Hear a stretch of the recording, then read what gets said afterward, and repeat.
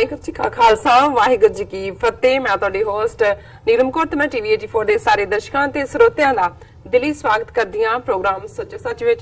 ਜਿਹੜੇ ਇਸ ਪ੍ਰੋਗਰਾਮ ਨਾਲ ਦੇਸ਼ਾਂ ਵਿਦੇਸ਼ਾਂ ਤੋਂ ਜੁੜ ਚੁੱਕੇ ਨੇ ਖਾਲਸਾ ਅਫੇਅਰ ਸੈਂਟਰ ਦੇ ਸੰਚਾਲਕ ਡਾਕਟਰ ਅਮਰਜੀਤ ਸਿੰਘ ਜੀ ਰੋਜ਼ਾਨਾ ਦੀ ਤਰ੍ਹਾਂ ਸਟੂਡੀਓ ਵਿੱਚ ਮੇਰੇ ਨਾਲ ਸ਼ਾਮਿਲ ਨੇ। ਆਓ ਨਾ ਮਿਲ ਕੇ ਅੱਜ ਦੇ ਅਹਿਮ ਇਸ਼ੂਜ਼ ਉੱਪਰ ਗੱਲਬਾਤ ਕਰਦੇ ਹਾਂ।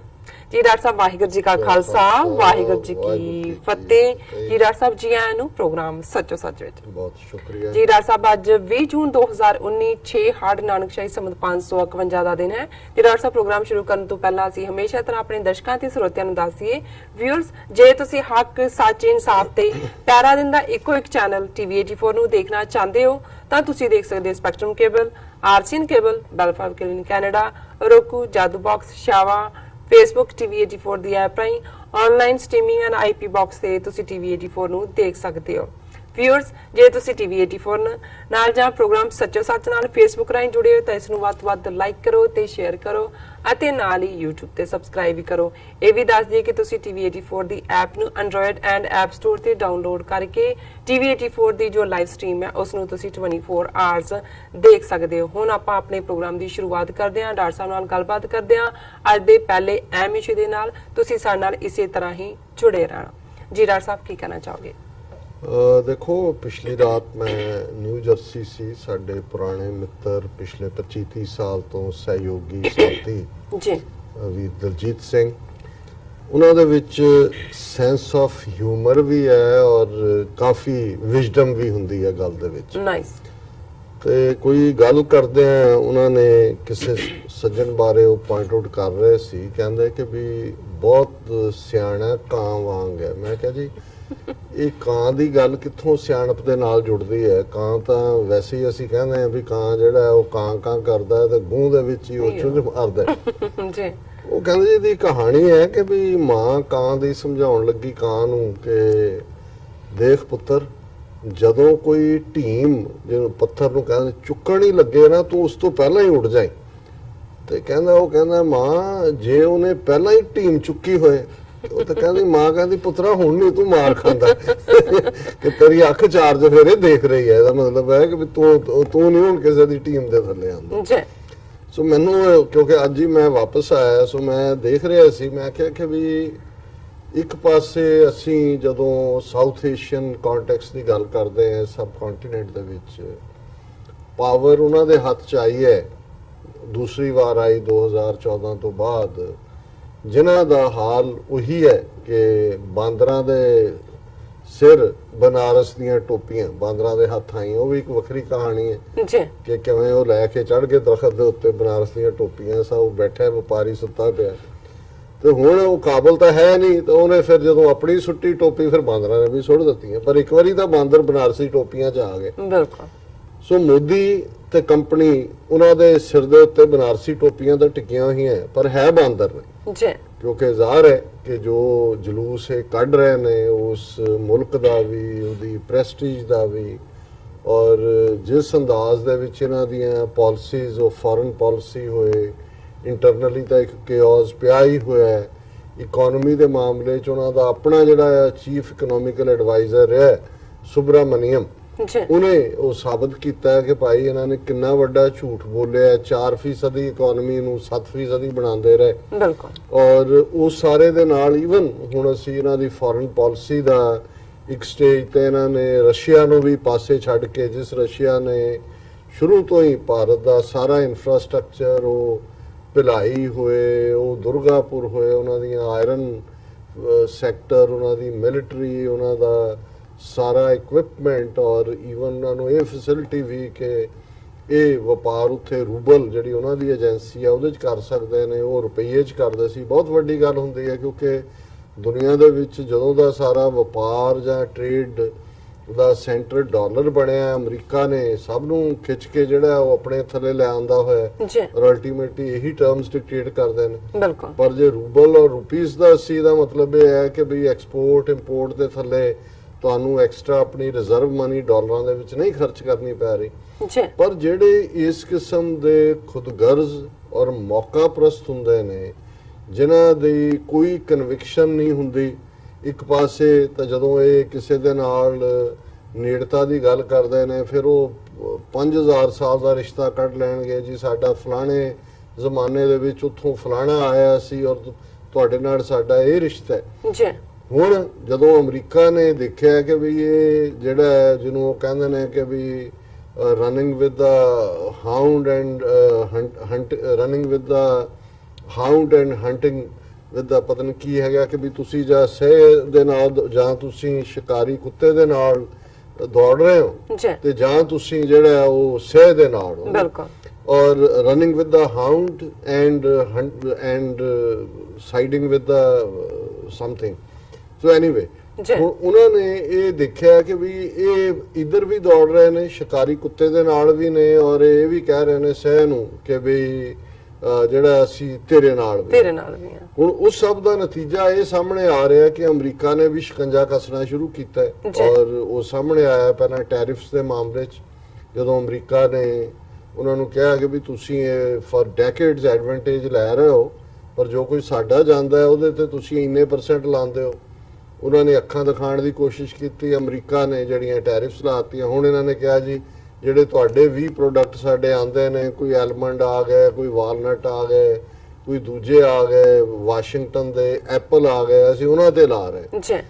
ਦੂਸਰਾ ਪਾਰਟ ਅਸੀਂ ਦੇਖਦੇ ਹਾਂ ਕਿ ਅਮਰੀਕਾ ਨੇ ਹੁਣ ਪਿਛਲੇ 2 ਦਿਨ ਤੋਂ ਜਿਹੜੀਆਂ ਖਬਰਾਂ ਆ ਰਹੀਆਂ ਨੇ, ਕਿਉਂਕਿ ਜਿਹੜਾ H1B ਵੀਜ਼ਾ ਜਿਹਦੇ ਥੱਲੇ India the $150 billion the IT sector the industry ਹੈ ਜੀ, ਉਸ ਦੇ ਵਿੱਚ ਭਾਰਤ ਦਾ ਸਭ ਤੋਂ ਵੱਡਾ ਸ਼ੇਅਰ ਹੈ। 70% ਵੀਜ਼ੇ ਉਸ ਕੈਟਾਗਰੀ 'ਚ ਇਹਨਾਂ ਦੇ ਆਉਂਦੇ ਨੇ। ਬਿਲਕੁਲ। ਔਰ ਉਹਨਾਂ ਨੇ ਆਪਣੇ ਤੌਰ ਤੇ ਕਾਨੂੰਨ ਬਣਾਇਆ, ਉਹਨਾਂ ਜਿਹੜੀਆਂ ਅਮਰੀਕਨ ਕੰਪਨੀਆਂ ਉੱਥੇ ਆਪਰੇਟ ਕਰਦੇ ਉਹਨੂੰ ਕਹਿੰਦੇ ਨੇ ਕਿ ਜੀ ਜੇ ਤੁਸੀਂ ਵਿਦਨ ਡਾਟਾ ਜਿਹੜਾ ਕਲੈਕਟ ਕਰਨਾ ਹੈ ਉਹ ਸਾਨੂੰ ਵੀ ਉਹਦੀ ਐਕਸੈਸ ਹੋਣੀ ਚਾਹੀਦੀ ਹੈ, ਉਹਨੂੰ ਯੂਜ਼ ਕਰਨਾ ਚਾਹੁੰਦੇ ਨੇ। ਇਹ ਅਮਰੀਕਨਾਂ ਨੂੰ ਪਸੰਦ ਨਹੀਂ ਹੈ। ਜੀ। ਸੋ ਜ਼ਾਹਰਾ ਤੌਰ ਦੇ ਉੱਤੇ ਅਮਰੀਕਾ ਨੇ ਇਹਨਾਂ ਨੂੰ ਇਹ ਵੀ ਕਿਹਾ ਕਿ ਵੀ ਜਿਹੜੇ ਹੁਣ H1B ਵਾਲਾ ਪਾਰਟ ਹੈ ਅਸੀਂ ਇਹ ਨਹੀਂ ਰੱਖਾਂਗੇ, ਉਹਦੇ ਤੇ ਕੰਟਰੀ ਕੋਟਾ ਲਾ ਦੇਾਂਗੇ। ਸੋ ਜ਼ਾਹਰ ਹੈ ਜੇ ਕੰਟਰੀ ਕੋਟਾ ਲੱਗਦਾ ਹੈ ਤਾਂ ਇੰਡੀਆ ਨੂੰ ਕਿਹਾ ਜੀ ਤੁਹਾਡੇ 15%। ਜੀ। ਹੁਣ 70% ਹੀ ਉਹਨਾਂ ਦੇ ਕੋਲ। ਸੋ ਇਹ ਵੀ ਇਸ ਸਾਰੇ ਦੇ ਵਿੱਚ ਅਮਰੀਕਾ ਦਾ ਉਸ ਨੂੰ ਕੱਸਣਾ ਹੈ ਕਿ ਵੀ ਇਹ ਤੁਸੀਂ ਸਾਨੂੰ ਜਿਹੜਾ ਹੈ ਉਹ ਕੋਈ, ਔਰ ਉਹਦੇ ਨਾਲ ਉਹਨਾਂ ਨੇ ਇੱਕ ਥਾਂ ਤੇ ਇਹ ਵੀ ਡਿਸਕਸ਼ਨ ਚੱਲ ਰਹੀ ਹੈ ਕਿ ਜਿਹੜਾ S-400 ਇਹਨਾਂ ਨੇ ਮਿਸਲ ਸਿਸਟਮ $2-3 ਬਿਲੀਅਨ ਦਾ ਰਸ਼ੀਆ ਤੋਂ ਲੈ ਰਹੇ ਨੇ। ਅਮਰੀਕਨਾਂ ਨੇ ਕਿਹਾ ਕਿ ਵੀ ਨਹੀਂ ਇਹਨੂੰ ਤੁਸੀਂ ਬੰਦ ਕਰੋ ਔਰ ਡੀਲ ਸਾਡੇ ਨਾਲ ਜਿਹੜੀ ਸ਼ੁਰੂ ਕੀਤੀ ਸੀ ਉਹ ਕਰੋ। ਬਿਲਕੁਲ। ਹੁਣ ਇੱਕ ਪਾਸੇ ਭਾਰਤ ਇਸ ਮੁੱਦੇ ਦੇ ਉੱਤੇ ਆਈਸੋਲੇਟ ਹੋ ਰਿਹਾ ਹੈ ਅਮਰੀਕਾ ਦੇ ਨਾਲ, ਉਹਦੇ ਰਿਲੇਸ਼ਨਸ ਜਿਹੜੇ ਨੇ, ਔਰ ਇਹ ਸਾਰੀਆਂ ਦੋਵੇਂ ਤਿੰਨੇ ਡਿਵੈਲਪਮੈਂਟ ਜਿਹੜੀਆਂ ਮੈਂ ਕਹੀਆਂ ਇਹ ਇਸ ਤੋਂ ਪਹਿਲਾਂ ਕਿ ਉਹਨਾਂ ਦਾ ਸੈਕਟਰੀ ਆਫ ਸਟੇਟ ਜਿਹਦਾ ਭਾਰਤ ਦੌਰਾ ਜਿਹੜਾ ਉਹ ਡਿਊ ਹੈ ਉਸ ਤੋਂ ਪਹਿਲਾਂ ਹੋ ਰਹੀ ਹੈ। ਜੀ।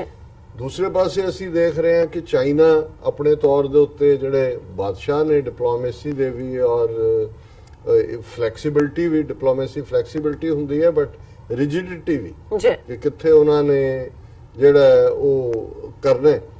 ਹੁਣ ਉਸ ਸਾਰੇ ਦੇ ਨਾਲ ਅਸੀਂ ਦੇਖ ਰਹੇ ਹਾਂ ਕਿ ਕਿਰਗਿਸਤਾਨ ਦੇ ਵਿੱਚ ਇਹਨਾਂ ਦੀ ਸਮਿਟ ਤੋਂ ਬਾਅਦ ਜਿਹੜਾ ਚਾਈਨਾ ਨੇ ਇਸ ਪਾਰਟ ਨੂੰ ਉਹਨਾਂ ਨੇ ਲਿਆ ਇੰਡੀਆ ਪ੍ਰਤੀ, ਥੋੜਾ ਜਿਹਾ ਉਹਨਾਂ ਨੇ ਲਚਕ ਦਿਖਾਈ ਹੈ ਕਿ ਭਈ ਕੋਈ ਨਹੀਂ, ਜੇ ਅਮਰੀਕਾ ਨਹੀਂ ਤੁਸੀਂ ਆ ਜਾਓ ਅਸੀਂ ਡੀਲ ਕਰਦੇ ਹਾਂ।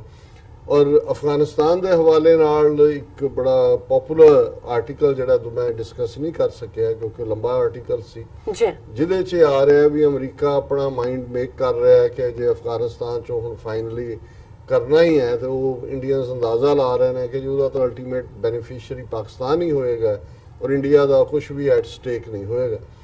ਈਰਾਨ ਦੇ ਨਾਲ ਜਿਸ ਕਿਸਮ ਦੀ ਕਸ਼ੀਦਗੀ ਅਮਰੀਕਾ ਦੀ ਚੱਲ ਰਹੀ ਹੈ, ਔਰ ਕੱਲ ਜਿਵੇਂ ਈਰਾਨ ਨੇ ਦਾਅਵਾ ਕੀਤਾ ਕਿ ਜੀ ਅਸੀਂ ਉਹਨਾਂ ਦਾ ਇੱਕ ਡਰੋਨ ਸੁੱਟਿਆ ਜਿਹੜਾ ਕਿ ਸਾਡੇ ਵਾਟਰਸ ਸੀ, ਇਹ ਕਹਿੰਦੇ ਨੇ ਜੀ ਉਹ ਇੰਟਰਨੈਸ਼ਨਲ ਵਾਟਰਸ ਸੀ। ਟਰੰਪ ਨੇ ਵੀ ਕਿਹਾ ਕਿ ਜੀ ਈਰਾਨ ਨੇ ਇੱਕ ਬੜਾ ਡੇਂਜਰਸ ਕੰਮ ਕੀਤਾ। ਸੋ ਕੁਝ ਵੀ, ਕਿਉਂਕਿ 2020 ਦੇ ਵਿੱਚ ਟਰੰਪ ਜਿਹੜਾ ਵਾਪਸ ਦੂਸਰੀ ਟਰਮ ਰਨ ਕਰਨਾ ਚਾਹੁੰਦਾ ਹੈ ਤੇ ਇਹ ਸਾਰੇ ਦੇ ਵਿੱਚ ਕੁਝ ਨਾ ਕੁਝ ਕਰ ਸਕਦੇ ਨੇ। ਜੀ। ਹੁਣ ਇਸ ਸਾਰੇ 'ਚ ਅਸੀਂ ਸਮਝਦੇ ਹਾਂ ਕਿ ਜੇ ਉਹਨਾਂ ਸਾਰੇ ਪਲੇਅਰਸ, ਕਿਉਂਕਿ ਜਦੋਂ ਅਸੀਂ ਅਮਰੀਕਾ, ਚਾਈਨਾ ਜਾਂ ਰਸ਼ੀਆ ਇਹਨਾਂ ਦੇ ਵਪਾਰਕ ਹਿੱਤ ਸਾਹਮਣੇ ਨੇ ਜਾਂ ਦੂਜੇ ਨੇ, ਜਿਹੜਾ ਇੱਕ ਸਿੰਸੀਅਰ ਪਲੇਅਰ ਹੈ ਜਿਹੜਾ ਕਿ ਇਮਾਨਦਾਰੀ ਦੇ ਨਾਲ ਰਿਲੇਸ਼ਨਸ ਵੀ ਇੰਪਰੂਵ ਕਰਨਾ ਚਾਹੁੰਦਾ ਹੈ ਔਰ ਉਹ ਸਮਝਦਾ ਹੈ ਵੀ ਇਹਨਾਂ ਦੋਨਾਂ ਮੁਲਕਾਂ ਦੇ ਔਰ ਇਹਨਾਂ ਜਿਹੜੇ ਇੰਟਰਸਟ ਨੇ ਉਹ ਟਕਰਾਅ ਦੇ ਵਿੱਚ ਨਹੀਂ ਨੇ, ਗੁਰਬਤ, ਗਰੀਬੀ, ਅਨਪੜ੍ਹਤਾ, ਇਹ ਸਾਰੇ ਜਿਹੜੇ ਨੇ ਇਹਦਾ ਇੱਕੋ ਇੱਕ ਇਲਾਜ ਹੈ ਕਿ ਅਸੀਂ ਆਪਣੇ ਰਿਸੋਰਸਿਸ ਨੂੰ, ਬਜਟ ਦੇ ਵੱਡੇ ਹਿੱਸੇ ਨੂੰ ਅਸੀਂ ਲੋਕਾਂ ਦੀ, ਆਮ ਗਰੀਬਾਂ ਦੀ ਅਪਲਿਫਟ ਦੇ ਲਈ ਲਾਈਏ। ਉਹ ਨੇ ਇਮਰਾਨ ਖਾਨ, ਪਾਕਿਸਤਾਨ ਦੇ ਪ੍ਰੀਮੀਅਰ।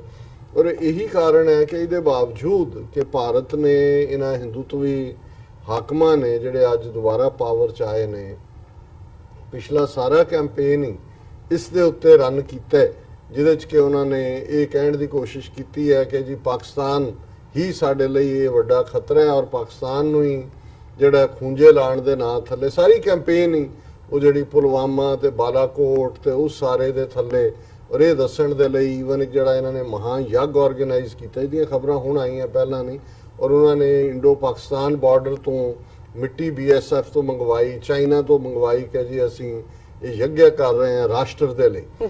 ਸੋ ਇਸ ਕਿਸਮ ਦੇ ਬਾਵਜੂਦ ਇਮਰਾਨ ਖਾਨ ਜਿਨ੍ਹਾਂ ਨੇ ਪਹਿਲਾਂ ਵੀ ਜਦੋਂ ਕੈਂਪੇਨ ਚੱਲ ਰਿਹਾ ਸੀ, ਜਿਹੜੀ ਗੱਲ ਸਾਨੂੰ ਪਸੰਦ ਨਹੀਂ ਸੀ ਆਈ, ਉਹਨਾਂ ਨੇ ਕਿਹਾ ਸੀ ਕਿ ਜੀ ਅਲਟੀਮੇਟਲੀ ਚਾਂਸਸ ਇਹਨਾਂ ਦੇ ਹੀ ਨੇ, ਔਰ ਜੇ ਕੋਈ ਪਰਮਾਨੈਂਟ ਪੀਸ ਔਰ ਲਾਸਟਿੰਗ ਪੀਸ ਹੋ ਸਕਦੀ ਹੈ ਜਾਂ ਗੱਲਬਾਤ ਦਾ ਕੋਈ ਹੌਸਲਾ ਕਰ ਸਕਦਾ ਹੈ ਤੇ ਇਹੀ ਹਕੂਮਤ ਹੈ। ਹਾਲਾਂਕਿ ਇਹ ਗੱਲ ਕੋਈ ਪ੍ਰਿੰਸੀਪਲੀ ਗਲਤ ਨਹੀਂ ਹੈ, ਕਿਉਂਕਿ ਅਲਟੀਮੇਟਲੀ ਜਿਹੜੇ ਐਕਸਟ੍ਰੀਮ ਰਾਈਟ ਵਿੰਗਰ ਹੁੰਦੇ ਨੇ, ਜਿਨ੍ਹਾਂ ਨੇ ਸਭ ਤੋਂ ਜ਼ਿਆਦਾ ਰੌਲਾ ਪਾਇਆ ਹੁੰਦਾ ਹੈ ਦੇਸ਼ ਭਗਤੀ ਦਾ, ਉਹ ਜਦੋਂ ਡੀਲ ਕਰਨ ਤੇ ਦੂਜਿਆਂ ਨੇ ਤਾਂ ਉਹਦਾ ਕੀ ਵਿਰੋਧ ਕਰਨਾ ਹੈ। ਪਰ ਜਿਹੜੇ ਵੈਸੇ ਹੀ ਪੇਤਲੀ ਜਿਹੀ ਗਰਾਊਂਡ ਤੇ ਖੜੇ ਹੁੰਦੇ ਨੇ, ਉਹ ਜੇ ਕੋਈ ਵੀ ਗੱਲ ਕਰਨ ਤੇ ਉਸ ਦਾ ਜਿਹੜਾ ਹੈ ਉਹ ਅਲਟੀਮੇਟਲੀ ਉਹ ਸਟੈਂਡ ਨਹੀਂ ਕਰ ਸਕਦੇ ਜਿਹੜੇ ਦੂਸਰੇ ਪਾਸੇ ਵਾਲੇ ਨੂੰ।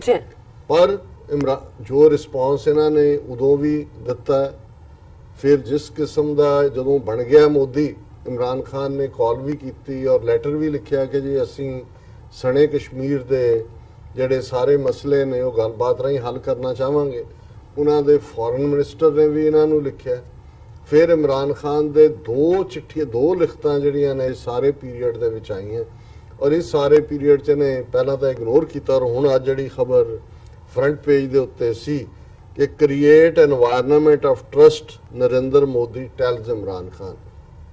ਹੁਣ ਜਿਹੜਾ ਜੈ ਸ਼ੰਕਰ ਬੜਾ ਸੀਜ਼ਨ ਡਿਪਲੋਮੈਟ ਹੈ, ਜਿਹਨੂੰ ਫੋਰਨ ਮਿਨਿਸਟਰ ਬਣਾਇਆ, ਹਾਲਾਂਕਿ ਕੋਈ ਇਲੈਕਟਿਡ MP ਨਹੀਂ ਹੈ, ਤਮਿਲਨਾਡੂ ਨਾਲ ਇਹਦਾ ਸਬੰਧ ਹੈ, ਜ਼ਾਹਰ ਹੈ 6 ਮਹੀਨੇ ਦੇ ਵਿੱਚ ਇਹਨੂੰ ਅਪਰ ਹਾਊਸ ਚੋਂ, ਰਾਜ ਸਭਾ ਚੋਂ ਇਹ ਜਿਤਾਣਗੇ ਕਿਸੇ ਸਟੇਟ ਤੋਂ, ਔਰ ਇਹ ਕੰਟੀਨਿਊ ਕਰੇਗਾ। ਸੋ ਉਹ ਬਰੀਫ ਕਰ ਰਿਹਾ ਮੀਡੀਆ ਨੂੰ ਕਿ prime minister Narendra Modi has told his Pakistani counterpart Imran Khan that India seeks normal and cooperative relations with its country, but for that an environment of trust, free of terror, violence and hostility needs to be created. ਹੁਣ ਇਹ ਹੈ ਕਿ ਕਾਜ਼ੀਆਂ ਬਾਹਮਣਾ ਕੀ ਗੱਲ ਥੱਕੀ ਅਗਦ ਪੜੈ ਸ਼ੈਤਾਨ ਵੇ ਲਾ ਲੋ, ਕਿ ਸ਼ੈਤਾਨ ਜਿਹੜਾ ਹੈ ਉਹ ਕੁਰਾਨ ਸ਼ਰੀਫ ਦੀਆਂ ਆਇਤਾਂ ਕੋਟ ਕਰ ਰਿਹਾ ਹੈ ਜਾਂ ਗੁਰਬਾਣੀ ਸੁਣਾ ਰਿਹਾ ਹੈ, ਕਹਿ ਰਿਹਾ ਜੀ ਅਸੀਂ ਜਿਹੜਾ ਹੈ ਇਹ ਗੱਲਬਾਤ ਤਾਂ ਹੀ ਹੋਏਗੀ ਜੇ ਤੁਸੀਂ ਇੱਕ ਐਸਾ ਮਾਹੌਲ ਪੈਦਾ ਕਰੋ ਜਿਹੜਾ ਟਰਸਟ ਦੇ ਉੱਤੇ ਹੋਏ, ਜਿਹੜਾ ਫ੍ਰੀ ਆਫ ਟੈਰਰ, ਜਿਹਦੇ 'ਚ ਕੋਈ ਦਹਿਸ਼ਤਗਰਦੀ ਜਾਂ ਕੋਈ ਜਿਹੜੀ ਹੈ ਉਹ ਨਾ ਹੋਏ, ਖੌਫ ਨਾ ਹੋਏ, ਉਹਦੇ 'ਚ ਹਿੰਸਾ ਨਾ ਹੋਏ, ਤਸ਼ੱਦਦ ਨਾ ਹੋਏ, ਔਰ ਹੌਸਟਿਲਿਟੀ ਨਾ ਹੋਏ, ਉਸ ਦੇ ਵਿੱਚ ਕੋਈ ਜਿਹੜੀ ਹੈ ਦੁਸ਼ਮਣੀ ਵਾਲਾ ਵਤੀਰਾ ਨਾ ਹੋਵੇ। ਉਹਨੇ ਤੁਸੀਂ ਜੇ ਚਾਰੋਂ ਹੀ ਲਫ਼ਜ਼ ਅੰਗਰੇਜ਼ੀ ਦੇ ਜਿਨ੍ਹਾਂ ਦਾ ਇਹਨਾਂ ਚਾਰਾਂ ਨੂੰ ਜੋੜ ਲਓ ਤਾਂ ਉਹਨਾਂ ਦਾ ਉਸ ਦਾ 3 ਲਫ਼ਜ਼ ਉਹਦੇ ਚੋਂ ਨਿਕਲਦੇ ਨੇ RSS, ਕਿ RSS ਦਾ ਬੇਸ ਜਿਹੜਾ ਹੈ ਉਹ ਵਾਇਲੈਂਸ ਦੇ ਉੱਤੇ ਹੈ, ਉਸ ਦਾ ਬੇਸ ਜਿਹੜਾ ਉਹ ਟੈਰਰ ਹੈ, ਉਸ ਦਾ ਬੇਸ ਹੌਸਟਿਲਿਟੀ ਹੈ, ਔਰ ਉਸ ਦਾ ਬੇਸ ਸੀ ਜਿਹੜਾ ਹੈ ਨਾਜ਼ੀ ਲਾਈਕ ਸੁਸਾਇਟੀ ਹੈ।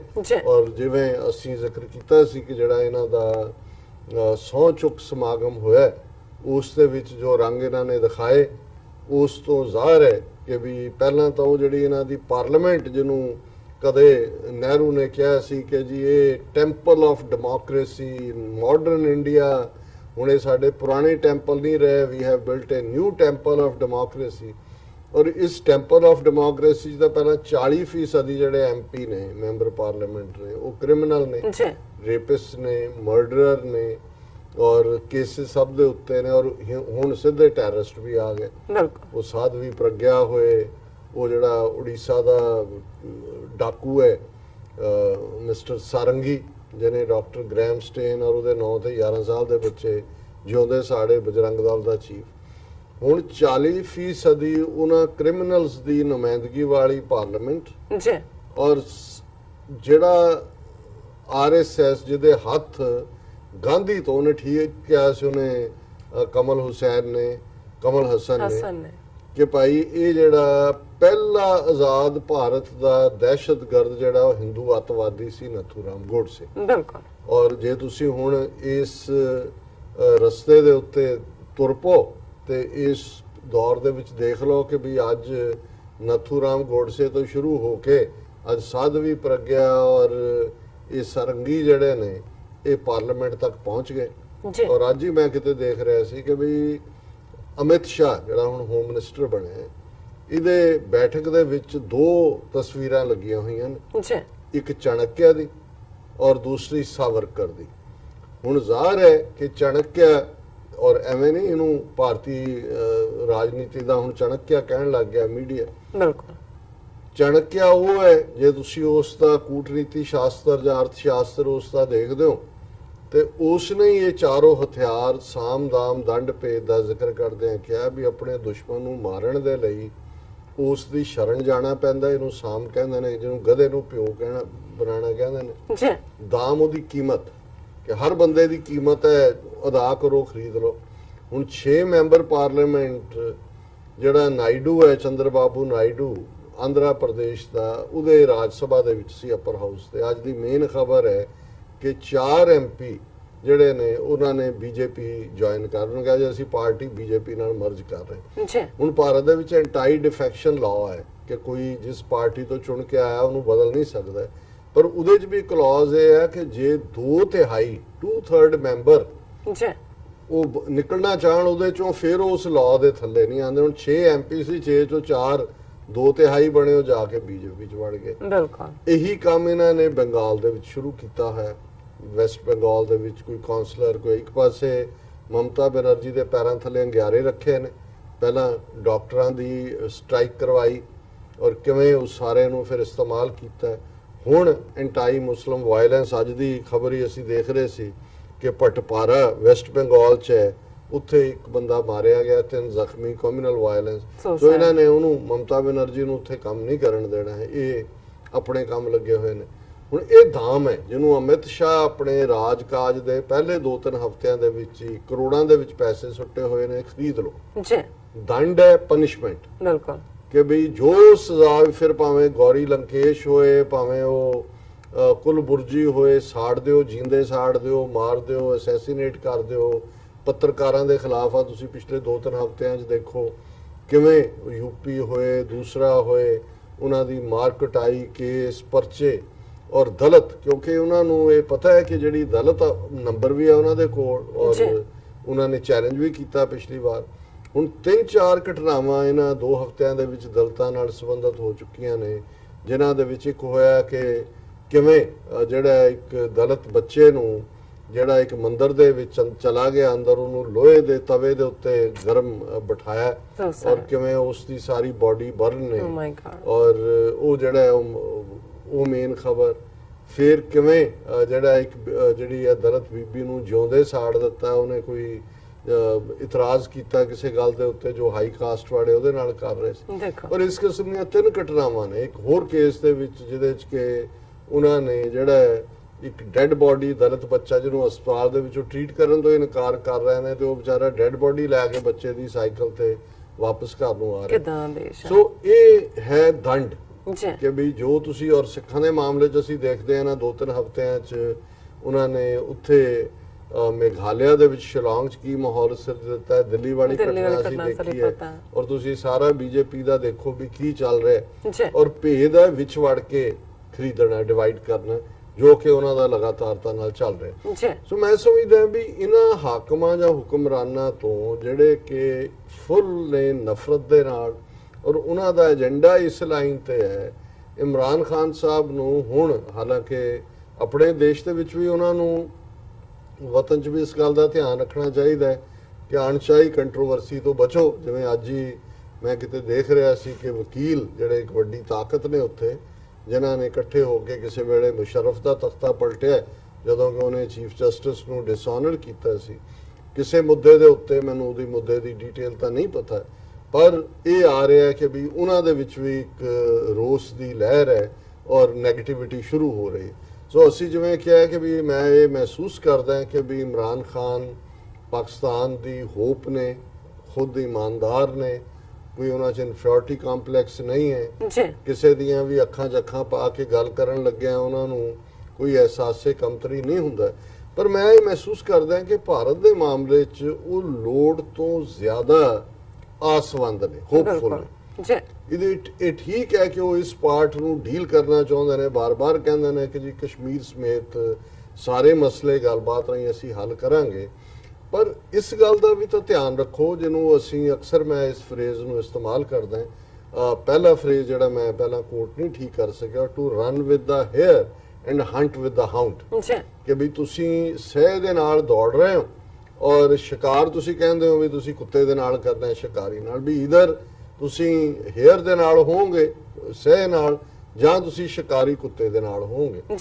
ਹੁਣ ਇੱਕ ਪਾਸੇ ਇਹਨਾਂ ਦੀ ਜਿਹੜੀ ਮੋਦੀ ਕਿਆਂ ਦੀ ਨੀਤੀ ਹੈ, ਜ਼ਾਹਰ ਹੈ ਉਹਨਾਂ ਨੇ ਦੇਖ ਲਿਆ ਕਿ ਜੇ 20% ਜਿਹੜੀਆਂ ਮਾਈਨੋਰਿਟੀਜ਼ ਨੇ, ਜਿਹਨਾਂ 'ਚ 200 ਮਿਲੀਅਨ ਮੁਸਲਮਾਨ, 30 ਮਿਲੀਅਨ ਸਿੱਖ, 30 ਮਿਲੀਅਨ ਈਸਾਈ ਔਰ ਇਹ ਸਾਰੇ ਕੱਢ ਵੀ ਦਿਓ ਤੇ ਸਟਿਲ 80% ਹਿੰਦੂਆਂ ਦੇ ਵਿੱਚ ਨੈਸ਼ਨਲਿਸਟਿਕ ਏਜੰਡਾ, ਹਿੰਦੂਤਵਾ ਦਾ ਏਜੰਡਾ ਦੇ ਕੇ ਤੁਸੀਂ 350 ਪਲੱਸ ਸੀਟਾਂ ਕੱਢ ਸਕਦੇ ਹੋ ਆਪਣੇ ਅਲਾਇੰਸ ਲਈ।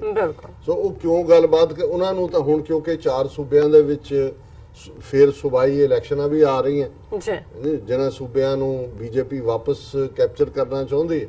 ਸੋ ਉਹ ਇਸ ਪਾਰਟ ਨੂੰ ਜਾਰੀ ਰੱਖਣਗੇ। ਸੋ ਅਸੀਂ ਇਹ ਸਮਝਦੇ ਹਾਂ ਕਿ ਇਹ ਬਾਰ-ਬਾਰ ਇਹ ਨਾ ਕਹਿਣਗੇ ਜੀ ਨੱਥ ਕਢਾਣੀ ਹੈ ਅਸੀਂ, ਉਹ ਉਹਨਾਂ ਨੇ ਨੱਕ ਵੱਢਣ ਦਾ ਹੀ ਉਹਨਾਂ ਨੂੰ ਏਜੰਡਾ ਸੂਟ ਕਰਦਾ। ਇਹ ਵੱਖਰੀ ਗੱਲ ਹੈ ਕਿ ਇਨ ਦਾ ਐਂਡ ਨੱਕ ਉਹਨਾਂ ਦਾ ਹੀ ਵੱਢਿਆ ਜਾਣਾ ਹੈ ਲੌਂਗ ਟਰਮ, ਪਰ ਘੱਟੋ ਘੱਟ ਇਹ ਬਾਰ-ਬਾਰ ਦੀ ਜਿਹੜੀ ਹੈ, ਤੁਸੀਂ ਕਿਸੇ ਨੂੰ ਕੋਈ ਆਫਰ ਕਰ ਰਹੇ ਹੋ ਉਹ ਬਾਰ-ਬਾਰ ਠੁੱਡ ਮਾਰ ਰਿਹਾ, ਤੁਸੀਂ ਫਿਰ ਕਹਿ ਰਹੇ ਹੋ ਕਿ ਨਹੀਂ ਨਹੀਂ ਜੀ ਇੱਕ ਵਾਰੀ ਫਿਰ, ਇਹ ਨਹੀਂ ਹੈ ਠੀਕ। ਔਰ ਇਸ ਦੇ ਉਲਟ ਮੈਂ ਸਮਝਦਾ ਹਾਂ ਵੀ ਇਹ ਪਾਰਟ ਬਿਲਕੁਲ ਠੀਕ ਹੈ ਜਿਹੜਾ ਇਮਰਾਨ ਖਾਨ ਸਰਕਾਰ ਦਾ ਸਿੱਖਾਂ ਪ੍ਰਤੀ ਰਵੱਈਆ, ਜਿਸ ਦੀ ਗੁੱਡਵਿਲ, ਔਰ ਇੱਕ ਹੋਰ ਨਿਊਜ਼ ਜਿਹੜੀ ਕੋਈ ਬਹੁਤੀ ਮੈਂ ਡਿਟੇਲ 'ਚ ਤਾਂ ਨਹੀਂ ਦੇਖੀ, ਪਰ ਉਹਨੂੰ ਬਰੀਫ ਉਹਨੇ ਰਵੀਸ਼ ਕੁਮਾਰ, ਇਹਨਾਂ ਦਾ ਐਕਸਟਰਨਲ ਅਫੇਅਰਸ ਮਿਨਿਸਟਰੀ ਦਾ ਸਪੋਕਸਪਰਸਨ ਹੈ, ਉਹਨੇ ਕਿਹਾ ਜੀ ਕਿ ਮੋਦੀ ਨੇ ਕਿਹਾ ਇਮਰਾਨ ਖਾਨ ਸਾਹਿਬ ਨੂੰ ਕਿ ਜੀ ਅਸੀਂ ਕਰਤਾਰਪੁਰ ਕੋਰੀਡੋਰ ਕਰ ਰਹੇ ਹਾਂ, ਤੁਸੀਂ ਵੀ ਉਸ ਦੇ ਉੱਤੇ ਕਰੋ। ਤੇ ਉਹੀ ਕੋਈ ਪੁੱਛ ਰਿਹਾ ਸੀ ਜੀ ਕਿੱਥੇ ਕਰ ਰਹੇ ਹੋ ਤੁਸੀਂ।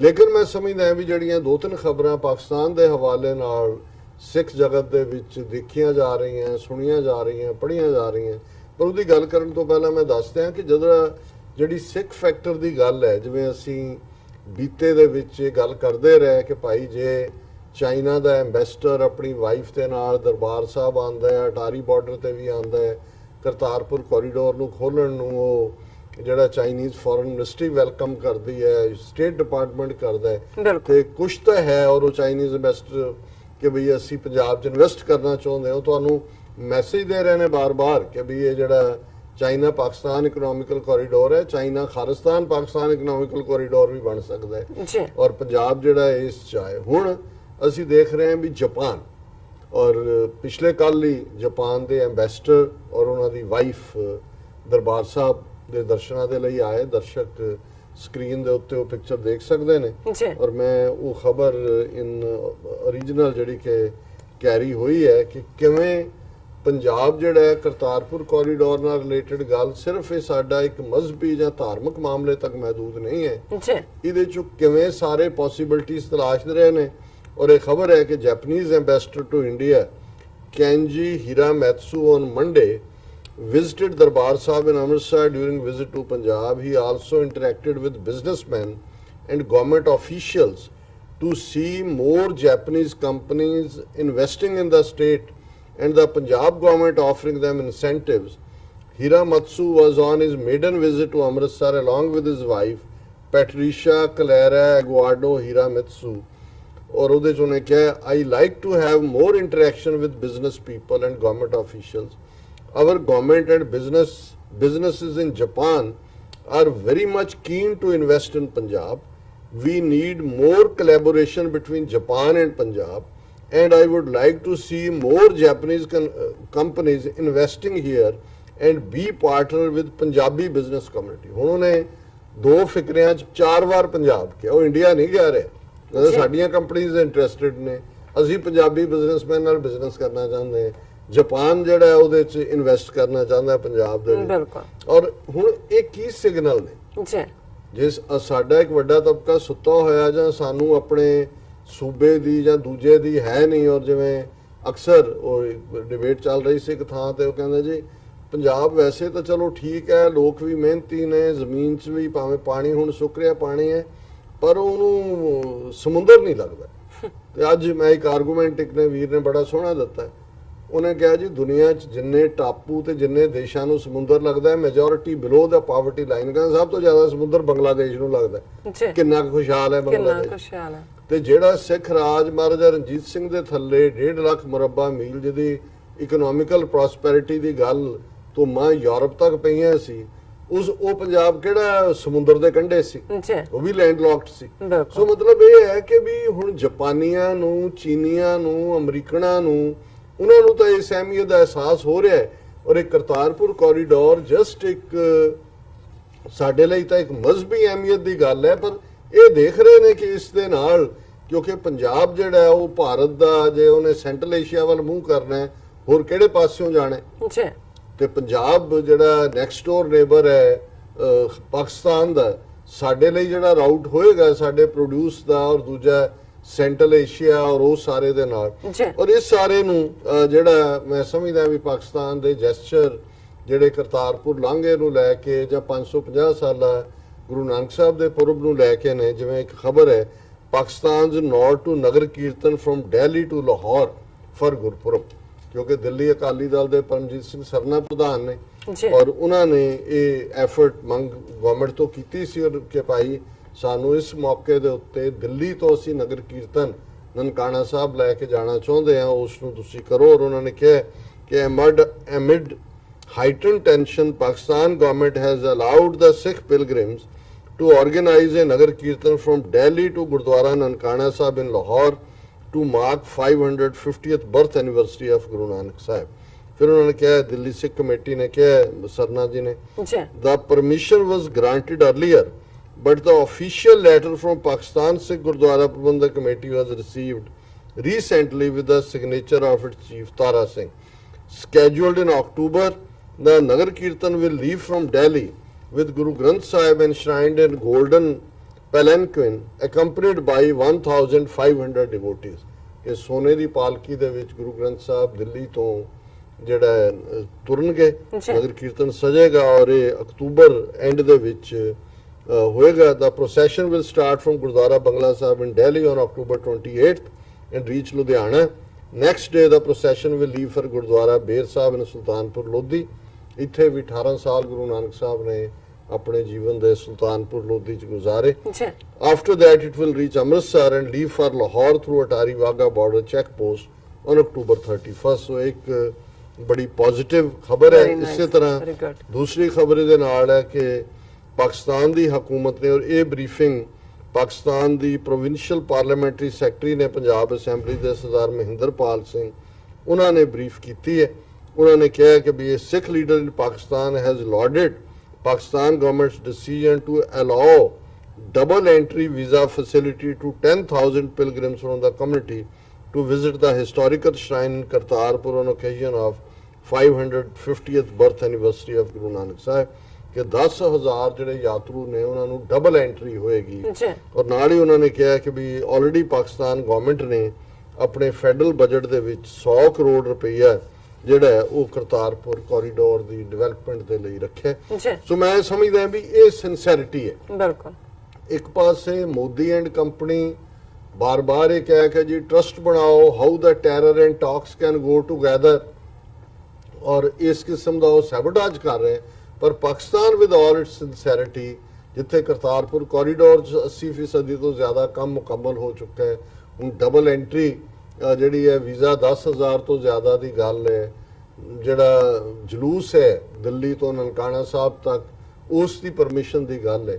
ਸੋ ਕੁੱਲ ਮਿਲਾ ਕੇ ਮੈਂ ਸਮਝਦਾ ਵੀ ਇੱਕ ਪਾਸੇ ਇਮਰਾਨ ਖਾਨ ਸਰਕਾਰ ਦੀ ਜਿਹੜੀ ਡਿਪਲੋਮੇਸੀ ਹੈ ਸਿੱਖਾਂ ਦੇ ਮਾਮਲੇ 'ਚ ਇੰਡੀਆ ਵੀਜ਼ਾ-ਵੀ ਇੰਡੀਆ ਉਹ ਸੁਪਰਬ ਹੈ। ਪਰ ਮੈਂ ਸਮਝਦਾ ਵੀ ਇਹ ਜਿਹੜੇ ਦੂਸਰਾ ਪਾਸ ਹੈ ਇਹਨਾਂ ਨੂੰ ਬੰਦ ਕਰੋ, ਕੋਈ ਚਿੱਠੀ ਲਿਖਣੀ ਜਾਂ ਦੂਜੀ, ਔਰ ਇਹਨਾਂ ਨੂੰ ਜਦੋਂ ਤੱਕ ਤੁਸੀਂ ਪੂਰੇ ਤੌਰ ਤਰੀਕੇ ਦੇ ਨਾਲ ਅੱਖਾਂ ਨਹੀਂ ਦਿਖਾਓਗੇ, ਇਹ ਹੁਣ ਪੁੱਤਰੇ ਹੋਏ ਨੇ ਕ੍ਰਿਕਟ ਮੈਚ ਜਿੱਤ ਕੇ ਇਹਨਾਂ ਦਾ ਦਿਮਾਗ ਹੋਰ ਵੀ ਖਰਾਬ ਹੋਇਆ ਵੀ ਪਤਾ ਨਹੀਂ ਇਹਨਾਂ ਨੇ ਕਿਹੜਾ ਕੱਦੂ 'ਚ ਤੀਰ ਮਾਰ ਲਿਆ।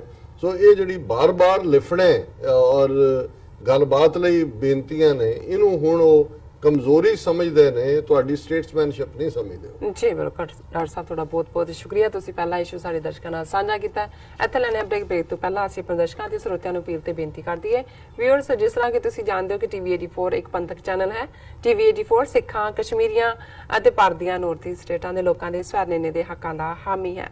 ਅਸੀਂ ਚਾਹਾਂਗੇ ਕਿ ਤੁਸੀਂ ਟੀਵੀ 84 ਦੀ ਚੜ੍ਹਦੀ ਕਲਾ ਲਈ ਵੱਧ ਤੋਂ ਵੱਧ ਡੋਨੇਟ ਕਰੋ। ਡੋਨੇਟ ਕਰਨ ਲਈ ਸਾਡੀ ਵੈਬਸਾਈਟ tv84.tv ਤੇ ਜਾ ਕੇ ਪੇਪਲ ਦੀ ਵਰਤੋਂ ਕਰਕੇ ਵਨ ਟਾਈਮ ਡੋਨੇਟ ਕਰ ਸਕਦੇ ਹੋ, ਮੰਥਲੀ ਡੋਨੇਟ ਵੀ ਕਰ ਸਕਦੇ ਹੋ। ਤੁਸੀਂ ਟੀਵੀ 84 ਦੇ ਨਾਮ ਤੇ ਚੈੱਕ ਬਣਾ ਕੇ ਸਾਨੂੰ ਮੇਲ ਵੀ ਕਰ ਸਕਦੇ ਹੋ ਸਾਡੇ ਇਸ ਪਤੇ ਤੇ 36-01 37th Avenue, Long Island City, New York 11101 USA, ਜਾਂ ਫਿਰ ਤੁਸੀਂ ਸਾਨੂੰ ਫੋਨ ਰਾਹੀਂ ਵੀ ਸੰਪਰਕ ਕਰ ਸਕਦੇ ਸਾਡੇ ਫੋਨ ਨੰਬਰ ਤੇ 5164060694।